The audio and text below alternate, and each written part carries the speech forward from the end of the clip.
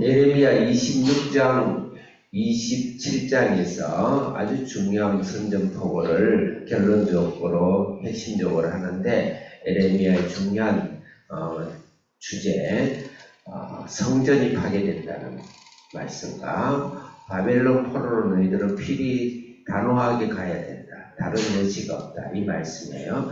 그것으로 인해서 성전이 파괴된다고 그건 완전히 역적이 되는 것이죠. 그래서 예레미야가 엄청난 고난, 예수님과 흡사한 고난을 받게 되죠. 성전 파괴는 예수님이 죽으심으로 십자가에서 부활이시죠.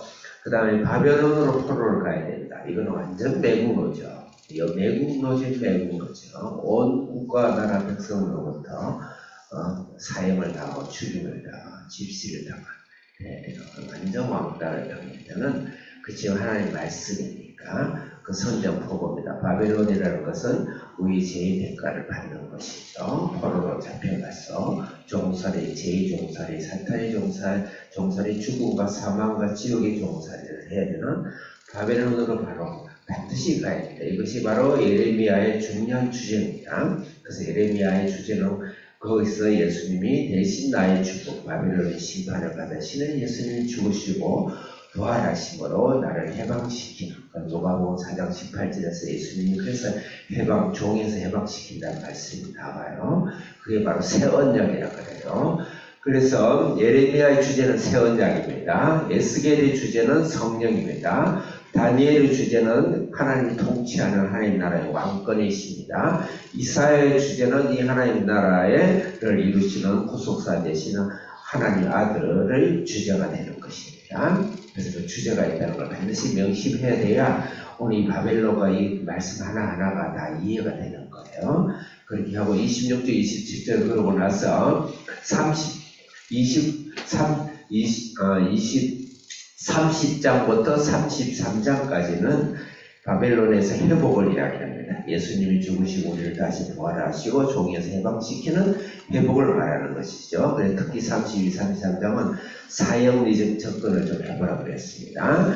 그 다음에 35장부터 34장부터 39장까지는 제가 지금 보지 않고 내 머릿속에 있는 것을 이렇게 꺼내다 보니까 조금 불명하고 같든지 정확지 않은 건 이해를 해주시기 바랍니다. 39장까지인데 39장이 크라이막스입니다. 바벨론 포로죠. 시드기야의 왕이 두 눈이 뽑히고 앞에서 보는 데서 자식이 죽고 바벨론이 이제 철장에 매여서 이제 전체 잡혀가는 바벨론 포로가 39장인데 그렇게 그 말씀에도 불구하고 불순종하는 두 왕의 이야기를 하는데 시드기야 왕과 요아김의 왕, 불순종이죠. 거기에 대해서 끝까지 순종하지 않는 시드기야 왕, 그 다음에 특히 요아김 왕은 보는 데서 하나님의 말씀을 불태워버리는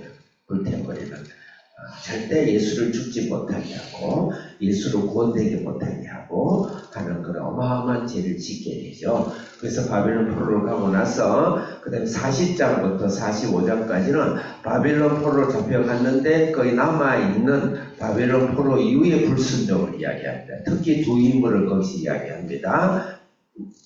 이스마엘과 요하난입니다. 이스마엘은 아람 다멕색 파, 북쪽 파입니다. 바벨론 안 가겠다는 거죠. 예수 필요 없다는 것이죠. 예수 그 십자가 없이도 우리는 구원받을 수 있다는 것이죠. 그 다음에 요하난은 애굽파입니다. 애굽파. 원래 제 속성대로, 원래 제 육체의 본성대로 돌아가자 하는 요하난의 불순종이죠.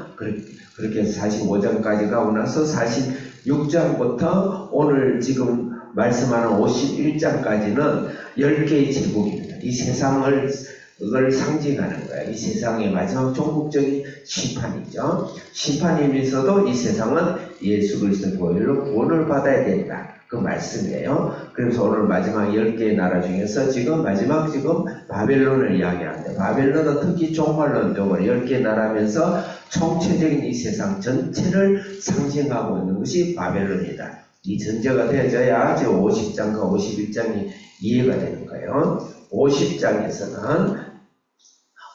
바벨론의 심판을 받는다. 그러면서 하나님의 언약을 성취가 될 것이다. 그 말씀. 그렇지만 바벨론이 따집니다. 왜 나를 뭐라 합니까?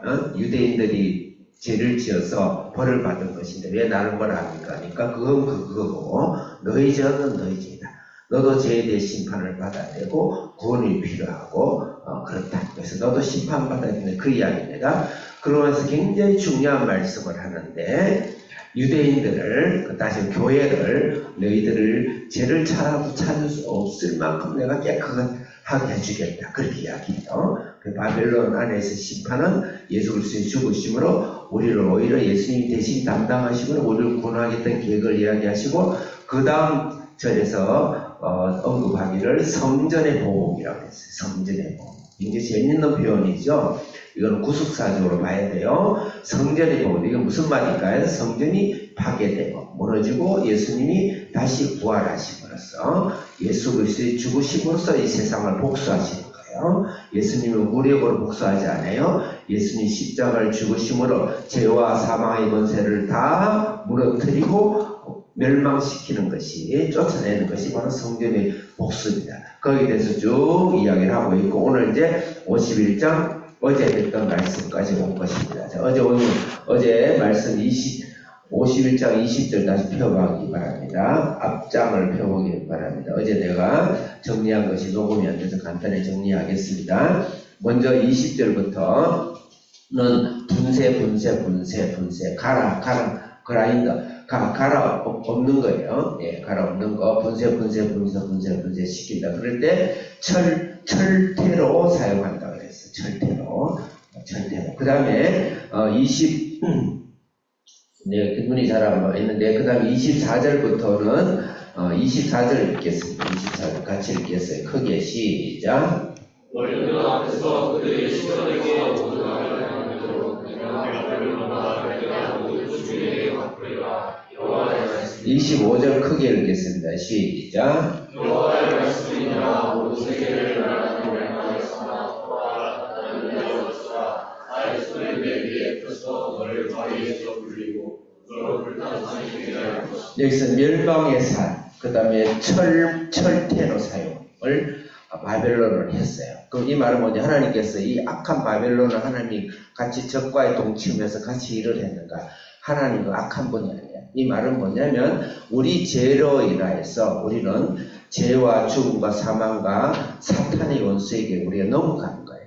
넘어간 겁니다. 그것을 말하는 거예요. 죄 때문에 사탄에게 내어준 바 될 수밖에 없었던 것을 말을 하는 거예요. 그래서 우리 인간은 심판을 받게 되는 것이죠. 그런데 너희들이 심판을 받지만 예수 그리스도가 그를 위하여서 우리를 구원해 주신 이야기를 합니다. 27절 읽겠습니다. 크게 시작. 땅이 깃발을 세우며 나라들 가운데 나팔을 불어서 나라들의 통을 시켜 너희를 치며 아락과 민니와 아스나스나를 불러와 그를 치며 성만을 세우고 그를 치며 수성스러운 그의 같이 그 말들을 물어보게 하라. 네, 내가 너무 팩트만 이야기 딱딱하게 해서 미안한데 요리는 여러분이 알아서 잘 해주시기 바랍니다. 여기서 동원한다는 단어가 나오죠. 이것이 굉장히 중요한 단어인데 카도시라는 단어입니다. 히브리어에 이거는 거룩이라는 단어예요. 성별한다는 단어예요. 성민이라는 단어예요. 거룩. 무엇으로 거룩할 수 있나요? 무엇으로? 예수 그리스도시죠. 그 다음에 나라를 여러 거 보면은 민니아 그나스와 이런 나라를 불러 모은다. 이 거룩한 백성을 불러 모은 것이 에클레시아죠. 물론 에클레시아는 헬라어지만 에클레시아죠. 이것으로 심판한다 이 말이죠. 바벨론을 우리 죄와 죽음으로써 바벨론의 죄와 세상에 우리가 심판을 당했지만 예수 그리스도의 죽으심으로 우리를 거룩하게 해서 교회로 부름을 통해서 오히려 역으로 세상인 이 바벨론을 심판하게 된다. 예수님이 오심으로써 세상은 이미 심판을 당했어요.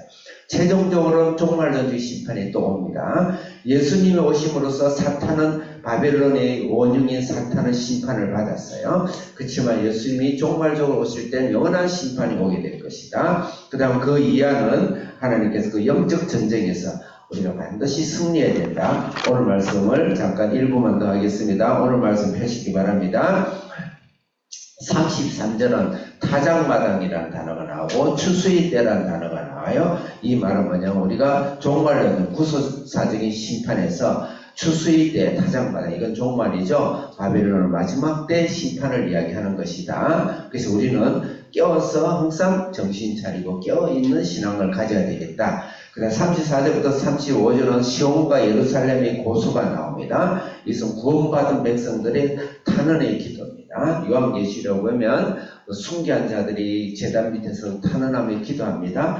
예수님이 보좌 우편에서 성령으로 탄식하며 기도합니다. 우리가 이 땅에서 바벨론을 향하여서 하나님께서 이 땅에 우리가 탄원의 기도를 드려야 되겠다. 우리는 이 세상의 탄원과 이 세상의 구원을 위해서 제됨을 위해서 탄원의 기도를 해야 되겠다. 그 다음에 36절부터 40절까지 36절을 읽겠습니다. 같이 크게 시작.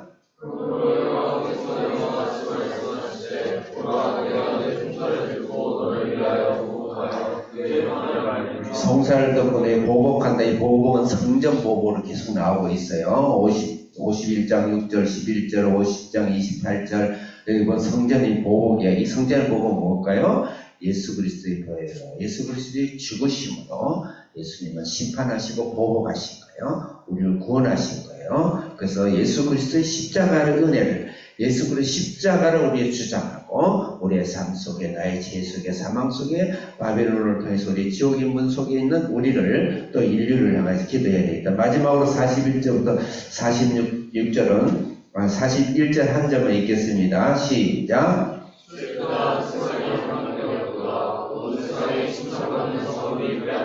바벨론은 죄와 사망과 사탄이 공정권세 잡고 있는 이 세상인데, 이 세상에 대해서 여러분은 슬픈 마음이 드십니까? 그러면 그냥 좋은 마음이 드십니까? 세상을 향한 슬픈 마음이 내 안에 눈물처럼, 오늘 쏟아지는 소낙빛처럼 우리 세상을 향해서, 세상은 결코 낙원이 아니에요. 자, 우리는 예수 그리스도를 통해서만 하나님 나라를 누리며, 그렇지 않은 이 세상을 향해서 슬픈 마음이 내 속에 있어 그런 기도를 드리는 여러분 되시길 바라겠습니다. 살아계신 하나님 아버지 감사합니다. 바벨론의 멸망은 예수 그리스도의 죽으심과 십자가로만 멸망을 시키고 우리를 구원함으로써, 그렇지만 이 세상을 향하여 영원히 심판을 향하는 이 땅을 향해서 우리 슬픈 마음을 가지며 탄원의 기도를 드리는 저희들 되게 주옵소서. 예수님의 이름으로 기도드립니다. 아멘.